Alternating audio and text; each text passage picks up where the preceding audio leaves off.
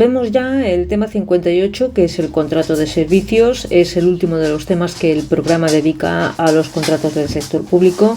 Ya os dije que todos los temas sobre contratos del sector público que están en el programa los he agrupado, los temas que estáis viendo elaborados más los esquemas en un solo archivo que se puede descargar desde el enlace que aparece en la caja de descripción.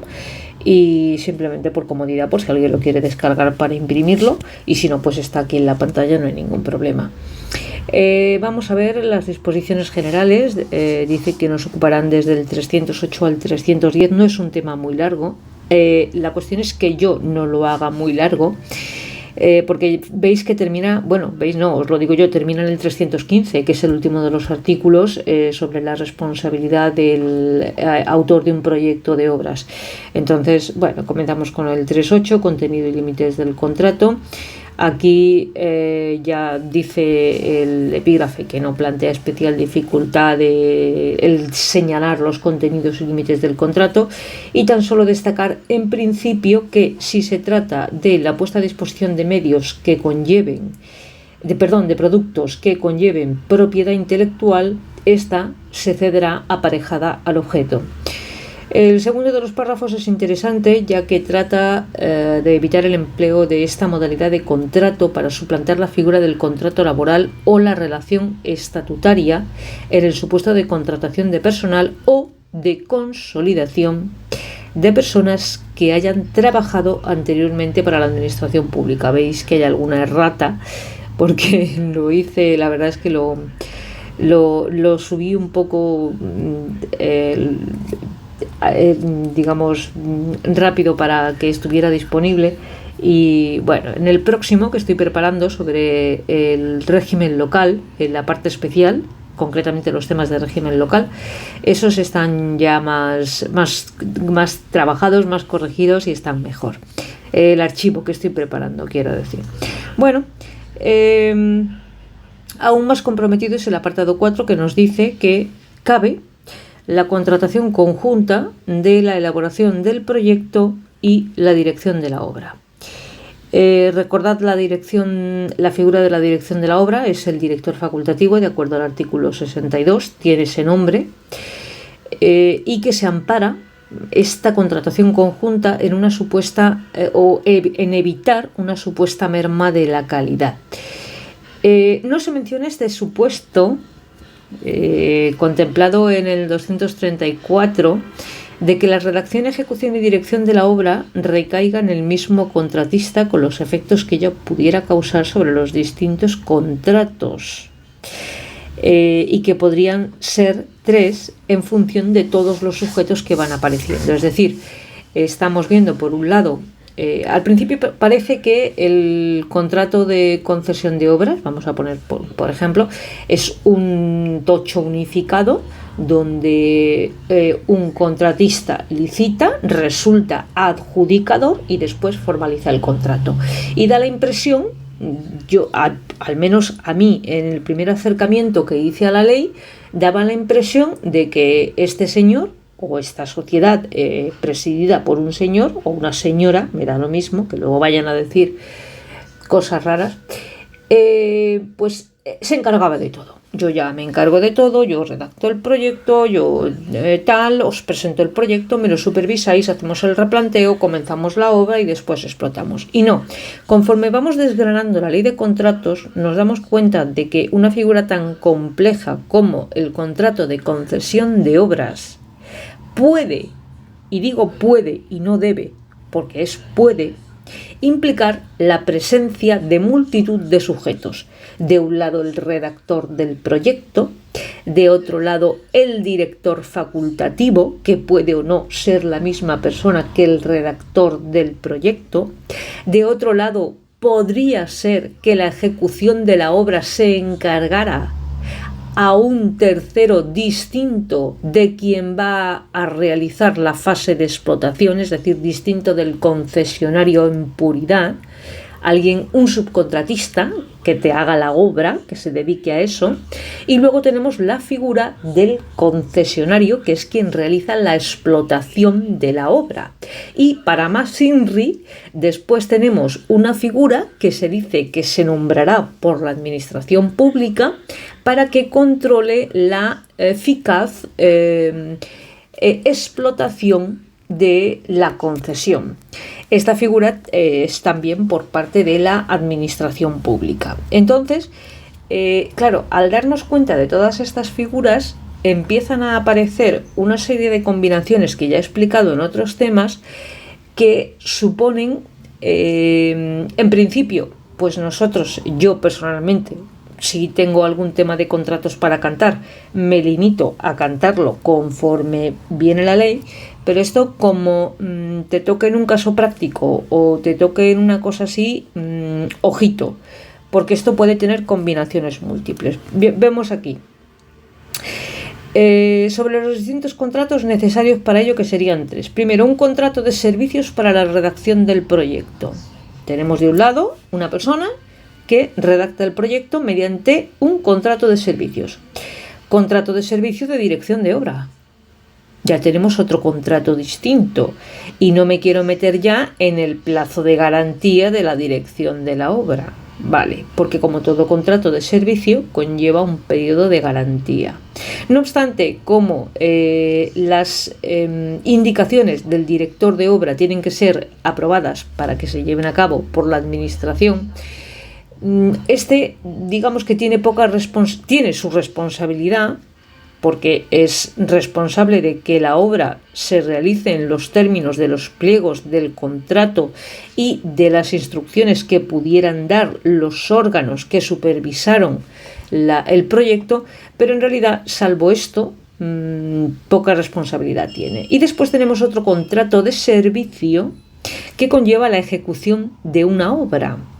Aquí la cuestión es dilucidar si la obra auxiliar ha de ser o no objeto de revisión, dado que no es una concesión y la obra la ha costeado el empresario a su costa.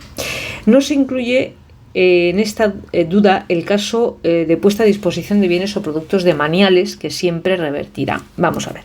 Lo que estoy intentando decir en el 308 es que puede ocurrir que en un contrato de servicios, que no es una figura concesional, puedan existir prestaciones de ejecución de obra.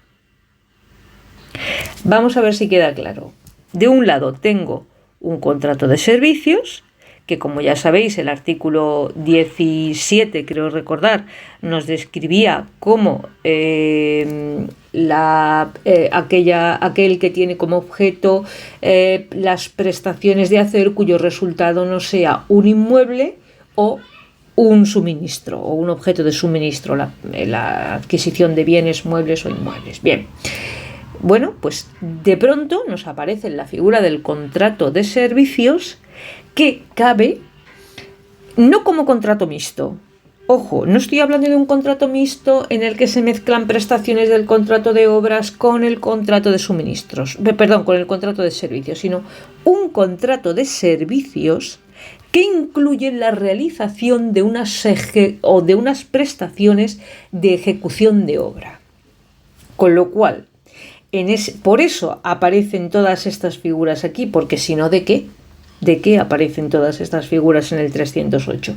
Pues el que redacta el proyecto para la obra, el director de la obra y el contrato de servicio que conlleve la ejecución de la obra. ¿Que puede llevarla a cabo el concesionario? Puede, pero dado que el concesionario, el contratista de servicios, dado que en principio el contratista de servicios lo que hace es gestionar la prestación de un servicio, este señor no tiene por qué saber levantar paredes ni poner azulejos. Entonces,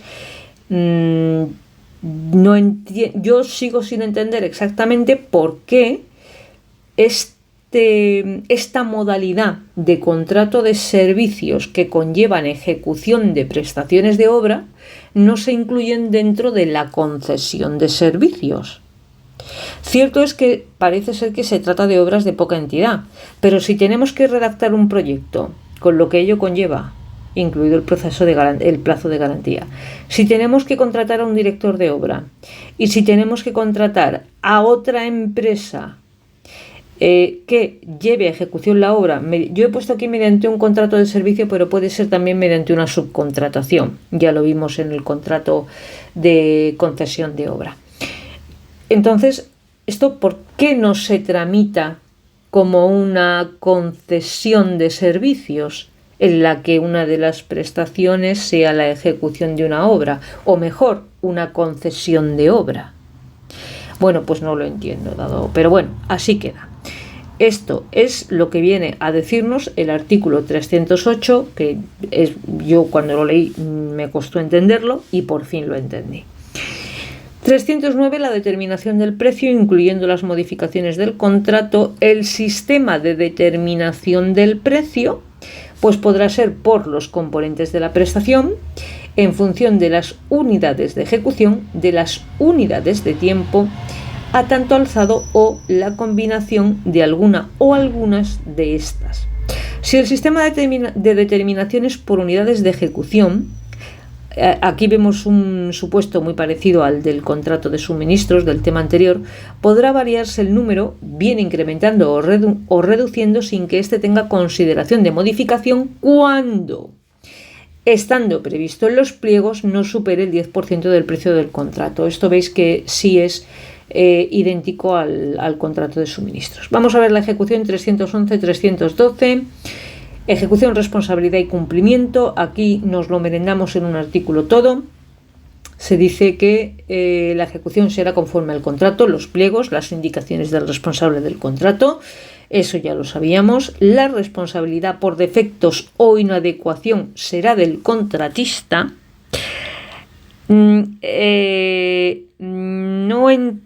Yo sigo sin entender exactamente. ¿Se entiende? Por defectos o inadecuación de la prestación de servicios, estoy entendiendo, no por la ejecución de la obra, ¿vale? Yo creo que se está refiriendo a eso. Es decir, yo estoy prestando un servicio porque estoy ante un contrato de servicios, no estoy en un contrato de concesión de servicios ni de concesión de obras. Por lo tanto, yo respondo de la prestación del servicio. La obra, si la he subcontratado, pues me tendré que entender con el subcontratista. Con ocasión de la recepción de la prestación, la Administración determinará si ésta alcanza los niveles exigidos en el pliego y, en el caso de no ser así, se puede requerir subsanación. Si la inadecuación fuera de tal magnitud que la Administración estima en el ejercicio de sus prerrogativas que no cabe subsanación o que ésta no será suficiente para que la prestación se adecue a la exigencia del umbral de los pliegos, ya os acordáis, igual que en el contrato de suministros con los ordenadores, el ejemplo que yo os ponía, de cuando la Administración en el ejercicio de su prerrogativa dice, oye, no, que con la sustitución solo del procesador, los ordenadores no van a servir para el fin que yo los necesito y que consta en los pliegos. Así que yo te devuelvo los ordenadores y tú me devuelves el dinero, resolvemos el contrato y punto pelota. Bueno, pues aquí viene a expresar lo mismo. Si la inadecuación fuera de tal magnitud que no es suficiente la subsanación o incluso la sustitución, aunque en estos casos de prestaciones la sustitución debería ser del personal que presta, pero bueno, podrá rechazarla quedando exento de la obligación de pago o teniendo derecho a su recuperación en la línea de los suministros. Durante la garantía de la prestación, no de la obra. Pero no perdáis de vista que puede haber una obra por medio. Vale. La Administración tendrá derecho a la subsanación de la prestación, ya lo digo aquí. Y una vez agotada la garantía, se extinguirá la responsabilidad sin perjuicio de la responsabilidad contemplada en el 315 sobre la redacción de proyectos de obra. Bien, en el caso de determinación por la administración de defectos o inadecuación, habrá siempre derecho de audiencia. Esto ya entendemos que será siempre por mor de lo dispuesto en la Ley de Carácter Básico, la 3915. El 312 ya nos habla de las especialidades de los contratos de servicios que conlleven... Perdón. Creí que íbamos a entrar ya en los proyectos. No. Esta figura es una figura peculiar donde las haya, ya que la prestación la está realizando una persona física o jurídica elegida mediante un proceso de licitación por la administración pública, pero la prestación no se está haciendo a la administración pública, se está haciendo a la ciudadanía. Es decir, esto es un contrato de concesión de servicios, digan lo que digan, encubierto o sin encubrir, a mí me da lo mismo. Cuando la prestación, el receptor de la prestación, no es la administración, ya no es un contrato de servicios, es una concesión de servicios, porque hay unos terceros que son los que están recibiendo la prestación. Lo que ocurre es que han tenido mucho cuidado en la figura del 312 al redactarla. Fíjate el poco cuidado que han tenido en otras cosas y el mucho cuidado que han tenido en esta de liberar al contratista de la transferencia del riesgo operacional por no tratarse de una figura concesional, y de otro lado sí que es cierto que no sirve esta figura, no sirve para la prestación de servicios públicos, solo de servicios de carácter, pueden ser incluso de carácter esencial o ser cualquier otro tipo de servicios que se comprometa a prestar una administración pública, siempre y cuando no tengan la consideración de servicios públicos, que solo se pueden prestar por una concesión de servicios. El 312 es una figura curiosa. A primera vista podría parecer una concesión de servicios, pero no requiere transferencia de un riesgo operacional, con lo cual el empresario lo primero que hace es frotarse las manos porque dice: aquí pase lo que pase, yo cobro. Incluso el comienzo se asemeja al de la concesión de servicios. Lo primero que exige la ley es una delimitación del contrato especificando su ámbito y la competencia, declarando su régimen jurídico, dentro de su régimen jurídico, que la administración ha de tener asumida como propia la actividad, es decir, es competencia de la administración, y debe regularse el alcance de la prestación, es decir, hasta dónde voy a prestar el servicio o no, pero no a la administración, a los terceros. Es decir, esto parece un contrato de concesión de servicios, y de hecho lo es. Si no fuera por que no hay transferencia de un riesgo operacional y porque no se pueden prestar servicios públicos. ¿Se parece al acuerdo de encargo del artículo 31? No. ¿Por qué? Porque el acuerdo de encargo no es un contrato y esto sí es un contrato. Vale. Las obligaciones del contratista pasan por prestar servicios con continuidad, garantizar derecho al uso, si el usuario cumple los requisitos, mantenimiento del orden, nunca poderes de policía, mantenimiento de las instalaciones en los términos del contrato. Por eso decíamos antes que en cualquier caso en el contrato de concesión de servicios lo que hay es un deber de mantenimiento, pero no de reparación de la obra. Indemnización por daños, aquí me ha salido un palabrajo, a terceros en concepto de responsabilidad patrimonial, y esto ya lo hemos visto, que es una figura que aparece siempre que hay un contratista. Es cierto que no es preciso que sea un concesionario, sino que el nexo de causalidad para que se rompa la relación directa o la responsabilidad directa de la administración por daños a terceros se rompe en el momento en el que existe un contratista, sea concesionario o no. Como derecho tenemos la contraprestación, y otra vez este término abierto. Esta se fija en el contrato o en los pliegos y puede ser abonada por el usuario o por la administración. ¿Veis que hasta ahora da la impresión de que estamos en un contrato de servicios?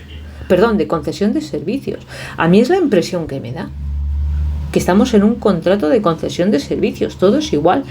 ¿Podrá la administración hacer uso de figuras como el secuestro o la intervención, que son de la concesión de servicios? Y conservará siempre los poderes de policía, al igual que en la concesión de servicios. Con carácter general, se ejecutará la prestación en instalaciones de la propia administración o no, porque ya hemos visto que cabe que dentro del contrato de servicios te metan, o sea, te encasqueten ahí la ejecución de una obra, así, pero en fin, en instalaciones diferenciadas siempre que sea posible, o sea que si no es posible, pues a un edificio público, como si fuera una concesión. Respecto a las causas de resolución, tenemos las del 313, que se ven ahora, y las del 294, letras C, D y F. Es decir, las causas de resolución, 3 concretamente, de la concesión de servicios, que son el rescate, la supresión del servicio y el secuestro o intervención por plazo superior a 3 años. Importante poner de relieve que esta figura presenta fundamentalmente dos diferencias con la concesión de servicios, pese a sus semejanzas. No vamos a escorarnos hacia un lado o hacia otro, y es que no existe la transferencia de un riesgo operacional, con lo cual el empresario está encantado de la vida, pero no puede prestar servicios públicos, con lo cual el empresario tampoco le importa demasiado mientras le paguen. Resolución, causa y efectos, 313, vamos a ver las causas y el efecto en función de la causa. Tenemos las generales del 211, tenemos el desistimiento o la suspensión antes de comenzar la ejecución imputable al órgano de contratación por plazo superior a 4 meses y el desistimiento o la suspensión ya iniciada la ejecución, acordada por supuesto por el órgano de contratación en un plazo o por un plazo superior a 8 meses. ¿Qué ocurre cuando el desistimiento o la suspensión se produce antes de iniciar la ejecución? Pues da derecho al contratista a percibir una indemnización del 3% del precio de adjudicación en concepto de indemnización. Si ya se ha iniciado la ejecución y el órgano de contratación decide desistir o suspenderla, pues lo que tendrá derecho el contratista del contrato de servicios es a un 6% del importe de los servicios dejados de prestar en concepto de beneficio industrial. Y no voy a meter aquí qué pasa si yo he construido una obra. Vale, pero eso puede caer en un caso práctico, vamos, y nos dejan caos. ¿Por qué? Porque la obra habría que valorarla en su importe, pero también tiene algo de concesión, dado que la obra está siendo utilizada para la prestación de un servicio. Habría que valorar el importe de la transferencia de un riesgo operacional que no existe, porque no es una figura concesional, pero hay una cifra de negocios que están dependiendo de la inversión en obra que yo realicé. Bien. 300, contrato, aquí estamos, el contrato de elaboración de proyectos de obra, la sección cuarta, 315, 314, subsanación de errores y corrección de deficiencias. Este artículo es relativamente sencillo, se centra en que una vez redactado el proyecto, pues antes de la entrega formal, aparezcan deficiencias o se detecten deficiencias en el proyecto. Bueno, pues si se detectan deficiencias, lo que hace el órgano de contratación es exigir la subsanación en un primer término, dándole un plazo máximo de 2 meses. Transcurrido este plazo de 2 meses, el primero de ellos, el primer plazo que se le da, la administración optará entre una resolución del contrato de servicios, incautándose la garantía, y adicionalmente el contratista tendrá que abonar en concepto de indemnización el 25% del precio del contrato. Es decir, esto no es una penalidad que se cobra contra la garantía, es decir, como en los casos, por ejemplo, del 192. No, aquí te incautan la garantía y adicionalmente hay este importe en concepto de indemnización. También puede ocurrir que la administración opte por dar un nuevo plazo, pero de la penalidad no te libras. Se concederá al contratista un nuevo plazo de un mes, imponiéndole además una penalidad del 25% del precio del contrato. De lo que te libras aquí es de que te incauten la garantía, de momento. ¿Vale? Aquí solo hay una... Por eso aquí hablo de penalidad, mientras que aquí hablo de una indemnización. Porque aquí la penalidad, tiene el concepto de penalidad porque es un derecho de crédito contra la garantía, mientras que aquí, como la garantía ya se ha incautado, esto tiene concepto de indemnización. Esto es una penalidad, el 25% del precio del contrato y un mes. Vale. De transcurrir el nuevo plazo sin subsanar o siendo la subsanación insuficiente o irregular, bueno, tenemos, primer punto, resolución. Se incauta la garantía, ahora sí, y adicionalmente una indemnización del 100% del precio del contrato. Vale. Pero cabe la posibilidad de que el contratista renuncie antes de la concesión de este último plazo, que es de un mes. Como lo veíais por aquí, un nuevo plazo que era de un mes, donde de momento no se le incautaba la garantía y solo se le imponía la penalidad. En este caso, la indemnización a abonar será del 50% del precio del contrato, pero además le incautan la garantía. Por eso hablo de indemnización y no de penalidad. Te incautan la garantía y adicionalmente has de indemnizar con el importe del 50% del precio del contrato. Vamos a ver qué pasa con las indemnizaciones por desviaciones en la ejecución de la obra y responsabilidad por defectos en el proyecto. Bueno, en principio la desviación en más de un 20% por exceso o por defecto en el presupuesto de la obra sobre el coste real conlleva una penalidad y en concepto de indemnización se minorará el precio del contrato gradualmente hasta un máximo del 50% del precio del mismo. Esto se hace con unas fórmulas que constan en el pliego y que ni siquiera me voy a meter. ¿Qué pasa con la responsabilidad por daños durante la ejecución o explotación de la obra, que pueden ser llevadas a cabo por personas distintas?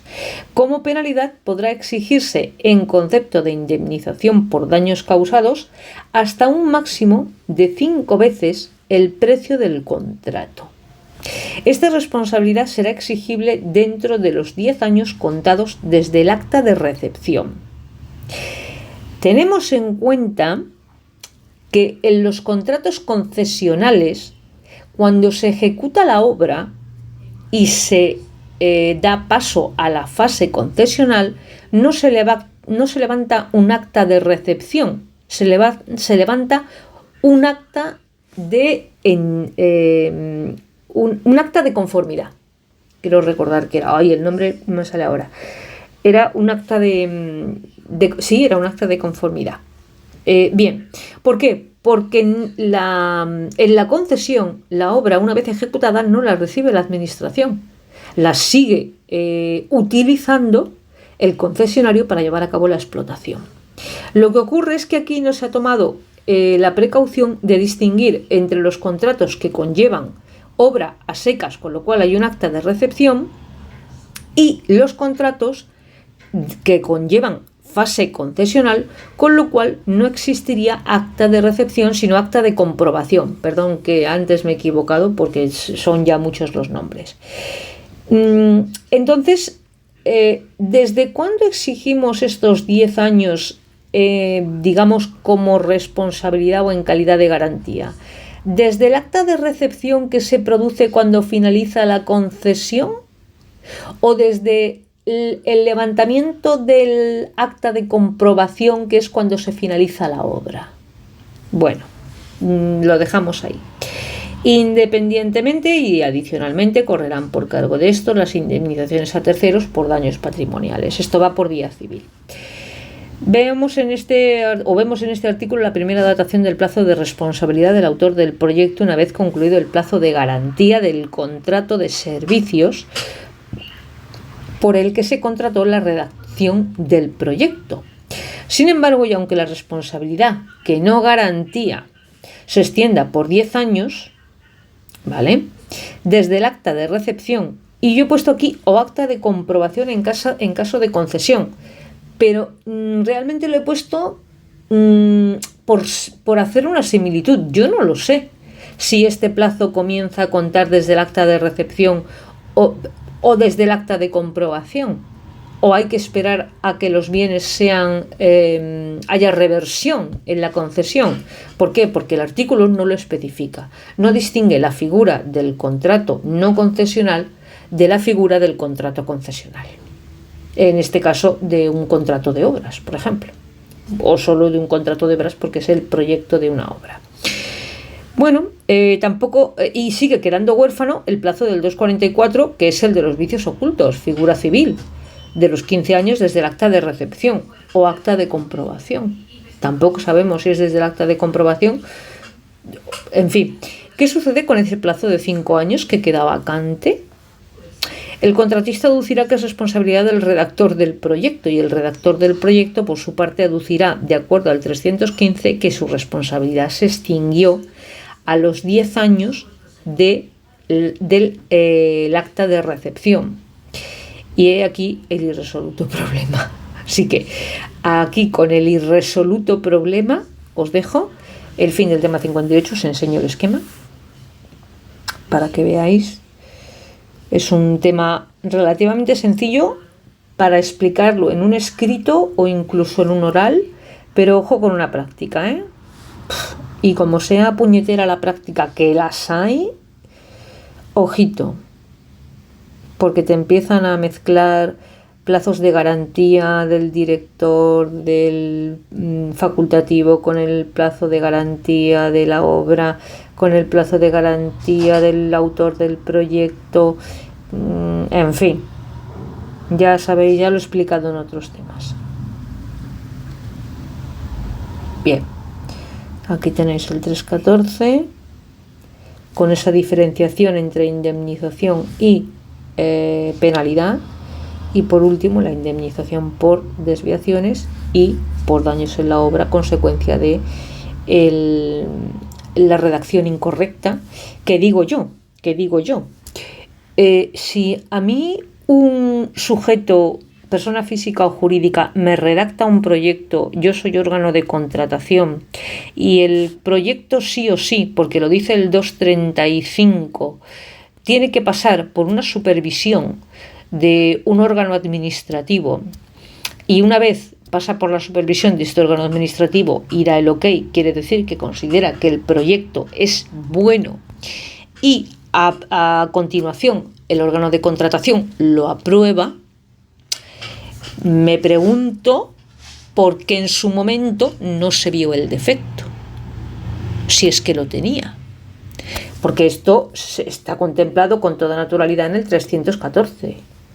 Dice, ¿qué ocurre antes de entregar el proyecto? Coño, pues que yo lo reviso y digo, oye, este proyecto que no está bien, me lo subsanas.